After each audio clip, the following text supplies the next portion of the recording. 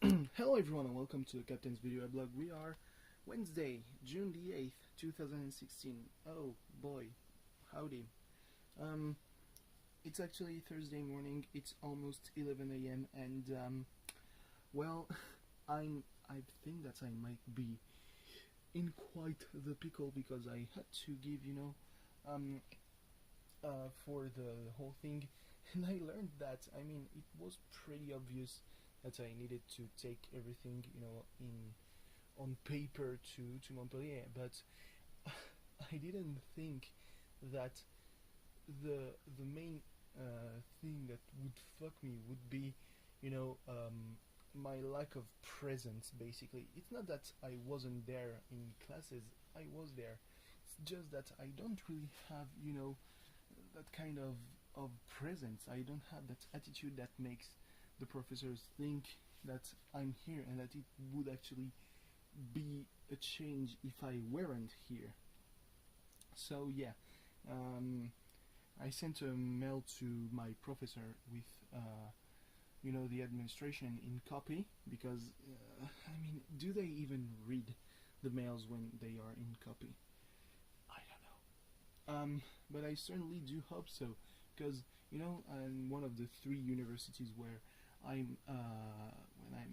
where I'm a student, one has a limit date of return of the of your pretty much the case you make for yourself on next Tuesday. But you can actually give the missing papers until I think the day before everyone has a big meeting to see who passes and who doesn't, which is on the 23rd. So the day before is on the 22nd, which means approximately a week. But still, it's better to give everything in one go. So I asked my professor to see if I could give the papers that I currently have, which only like the recommendation letters, because those are not even recommendation letters. These are, I saw the paper. It is, hey, do you like this student better than another one? Yes, no, maybe. But yeah, that's it's kind of a huge pain in the ass. And it's supposed to say supposed to be anonymous in an envelope that is closed. So I can even go to my professors and say, yeah, sign that, put whatever you want, and I won't watch. But yeah, that's kind of a problem. Still have to sleep a little because yesterday, after finishing the video blog, I stayed awake for another 3 hours, and despite sleeping until 10 in the evening, 10 at night, I'm tired. But still, I have been able to watch NXT Takeover The End, with the ... being the end of the beginning, meaning that and I understand that most of the I don't know if they are the first generation NXT prospects, but most of the guys and the gals from NXT that we've learned to love and hate through the 3 and or maybe 4 at this point years of existence of the brand as the developmental brand of WWE, taking taking a spot of FCW. I think that not a lot of guys remain, like maybe Finn Balor, but Finn has been here for maybe 2 years at most. Even Kenta, Hideo Itami, he has been here for 2 years at most. So yeah, that's a generation, but that's still maybe guys like Samoa Joe or Shinsuke Nakamura, who arrived really recently. Joe arrived last year, so he's kind of beginning to be a veteran of NXT, Maybe he's going to go up one day. I don't know, but still, not a lot of people that you know made NXT what it is are there anymore. Bailey is still there, though she really, blew through the female division because Summer Rae and even Charlotte took a step back and went to the main roster. But yeah, it was a pretty okay show. I mean, um, not not not especially the action that you would have expected. Like Andrade Cien Almas versus Ty Dillinger was a great opener. Ty Dillinger is probably one of the most underestimated guys on NXT and probably in the WWE because he's able to make other people look good and he's able to look good too. I mean, there's a reason to the perfect 10. Um, but yeah, I wish that he would be, regarded a little bit more as a potential call-up rather than a dude who will be there in NXT until the end of his career, despite the fact that he's already, pretty old. I mean, he was Gavin Spears in 2007 SmackDown, so he's not a rookie anymore. It was an okay match. I mean, good action. Can't say much about it though. I mean, Cien Almas, because I have a lot of issues with Andrade Almas. Sounds like a name that you just made so that you can put Cien in the middle and look at it. It makes like a luchador name. Yeah. He's got the thing that Vader would probably hate. He does flips and shit. But he's very talented, and I understand why he was in the last couple of years of his run in Mexico a Rudo instead of a Technico. He has that heel appeal to him, really. The next match was a fantastic match between the Revival and American Alpha for the tag team titles. You should watch that. That was a match.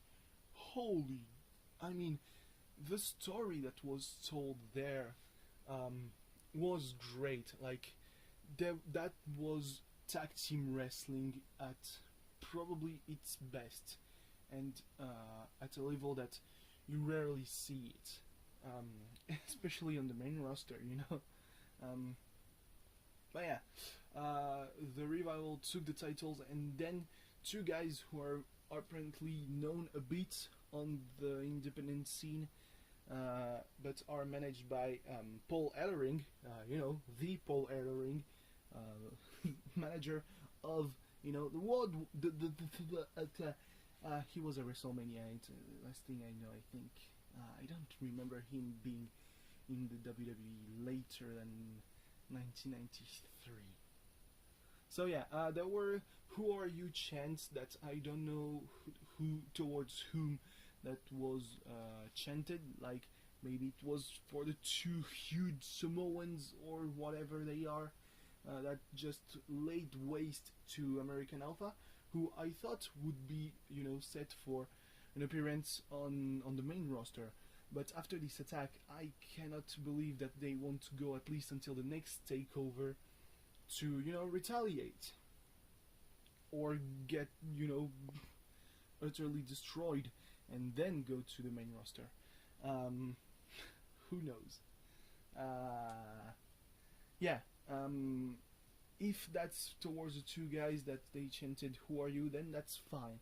If that's towards Paul Ellering, I mean, god damn it, you are on a show that's produced for the WWE Network. Watch the product. God damn it. $9.99. Then there was Shinsuke Nakamura versus Austin Aries. Yes, in the WWE in 2016. Fucking dream match. And it delivered. It delivered so well. Oh, that's genius. Like it's like I wouldn't say like the commentators that you beat a level and suddenly you can have dream matches, because if there was such thing I would know it. Not say that I'm bragging about my gaming abilities, but I mean, come on. But yeah, it's like you gave Triple H a bunch of money to and you told him, yeah, go get some funny toys, and he went with pretty much the toy factory and added some sparkle over the whole thing. And oh, look at that! That's Shinsuke Nakamura versus Austin Aries. Ha! Guess you didn't think we could do that, huh? Bobby Roode appeared in a backstage segment with William Regal. Apparently he's been signed to NXT, that's official. Oh boy, there are rumors according to which Bobby Roode and Eric Young are going to be wrestlers as well as trainers, which is, you know, a good plan, because the WWE Performance Center is a state-of-the-art facility, and you know that's kind of a bit of a commercial tone, but you see what it has produced, and doubt that, you know, like the trainers there are just top guys, and that's a good thing for the WWE, at least on the physical level, because creative, am I right? Yeah. So I mean, Austin Aries versus Shinsuke Nakamura. Oh, it was great. And there was the match for the Women's Championship with Asuka being, you know, backed by, at least in the promo, by Baby Metal, because Japanese, am I right? And Nia Jax having just her song in the promo, so that was a bit, you know, I won't say lame, but it was a bit underwhelming.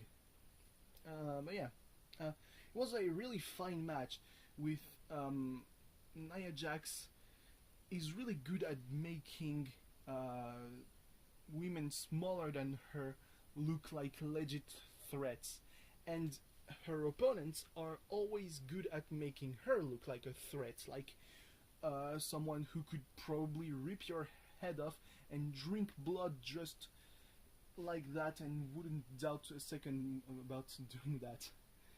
That's a bit scary, but yeah. People are saying that she probably wouldn't be here if she weren't in the family of The Rock. It's probably true. Then again, I mean, she's still kind of green, but when all you ask from her is being strong, you cannot really, you know, be like, oh, she's too strong. Nah, gotta accept.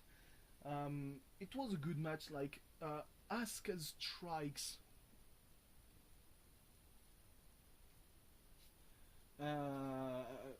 She could also rip your head off, but with her feet and her knees and her legs, she was crazy strong. And when Nia Jax was like hulking up or something like that, boom, with a knee in your face, good night.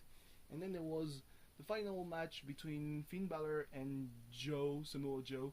Probably Finn Balor going to the main roster. I mean, at this point, he doesn't have much to do on NXT anymore. That's kind of the sad thing. I mean, the fact that nobody attacked Joe at the end of the match makes him look like a threat, but also kind of makes it look like could be again with Finn. Don't really want this. I mean, we've got it like 4 times. It's probably enough. But it was a great match. Apparently the cage looked underwhelming, you know, a little bit small in real life. It looked like, you know, the house show cage. That's probably why. Also, the NXT ring is pretty small, and the Full Sail arena is also pretty small. So, yeah, you cannot have you know, a normal sized cage in such a small venue. But it was a great match, great action. At one point, I thought that Finn was gonna win, and then I thought he's gonna do the coup de grace from the top of the cage, and then he got head smashed on the cage and muscle buster from the second rope. Good night. But yeah, makes. I mean, I wouldn't say that he makes 2 stars, but Finn Balor already looks like $1 million or $1 billion, and Joe now looks like a guy who could probably kill you even if you're his friend, which is something that didn't need to be, I guess, addressed. I don't know. But anyway, yeah, it was pretty cool. Anyway, thanks for watching. See you tomorrow. Bye bye. Oh, it's gonna cut by itself at this rate.